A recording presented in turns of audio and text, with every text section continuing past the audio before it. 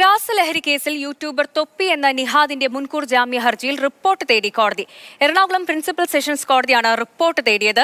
അടുത്ത മാസം 4-ന് റിപ്പോർട്ട് നൽകാൻ പാലാരിവട്ടം പോലീസിന് നിർദ്ദേശം നൽകിയിട്ടുണ്ട്. പ്രദീപ് ജോസഫ് ചേരുന്നുണ്ട് വിവരങ്ങളുമായി. പ്രദീപ്, വിവാദങ്ങളും വിമർശനങ്ങളും ഒരു ഭാഗത്ത് നടക്കുമ്പോഴും കുട്ടികളടക്കം ഒരുപാട് ഫോളോവേഴ്സ് ഉള്ള ഒരാളാണ് നിഹാദ്, തൊപ്പി എന്ന നിഹാദ്.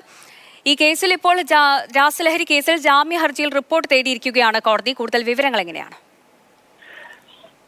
സാമൂഹിക മാധ്യമങ്ങളിലൂടെ ചെറുപ്പക്കാർക്കിടയിൽ വലിയ സ്വാധീനമുള്ള ആളാണ് തൊപ്പി എന്ന പേരിൽ അറിയപ്പെടുന്ന തളിപ്പറമ്പ് സ്വദേശിയായ നിഹാദ്. ഈ മാസം 16-നാണ് പാലാരിവട്ടത്തിനടുത്ത് തമ്മനത്തെ ഇയാളുടെ അപ്പാർട്ട്മെന്റിൽ നിന്ന് ഡാൻസ് സ്റ്റാഫ് സംഘം രഹസ്യ വിവരത്തിന്റെ അടിസ്ഥാനത്തിൽ റെയ്ഡ് നടത്തി രാസലഹരി പിടികൂടിയത്. നിഹാദിന്റെ ഡ്രൈവറായ ജാബിറാണ് ലഹരി എത്തിക്കുന്നതിൽ പ്രധാനി എന്നാണ് പോലീസ് കണ്ടെത്തിയിരിക്കുന്നത്. 10 വർഷം വരെ തടവ് ശിക്ഷ ലഭിക്കാവുന്ന കുറ്റമാണ് പാലാരിവട്ടം പോലീസ് FIR-ൽ ചുമത്തിയിരിക്കുന്നത്. ഇതേ തുടർന്നാണ് ഇയാൾ മുൻകൂർ ജാമ്യാപേക്ഷ സമർപ്പിച്ചത്.